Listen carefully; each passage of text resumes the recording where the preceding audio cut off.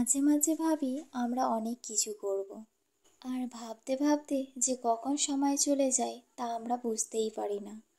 তেমনই আজকের আমার এই ছবিটি, সাইডের ছবিটি আমি অনেক দিন আগে দেখেছিলাম। তখন ভেবেছিলাম এই ছবিটা দেখে ইন্সপায়ার হয়ে আমি একটা অন্যরকম ছবি আঁকব।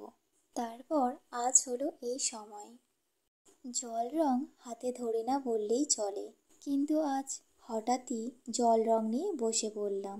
আর এরপর কি আমি ছবিটা আমার মনের মতন করে সাজাতে শুরু করলাম। আর এই জল রং হঠাৎই মন ছুঁয়ে গেল।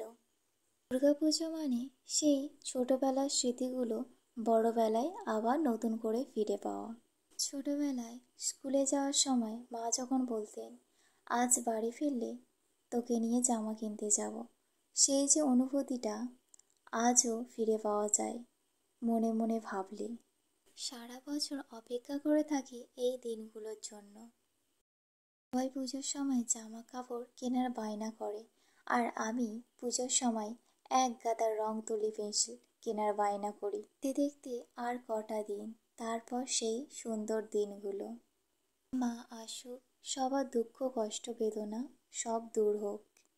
মায়ের আগমনে হোক নতুন দিনের শুরু, নতুন করে আবার বাঁচার। পুজো পুজো আসছে বলে বোবা ঢাকে চাদর কাঠি, পুজো পুজো আসছে বলে কোমর টুলি গঙ্গা মাটি।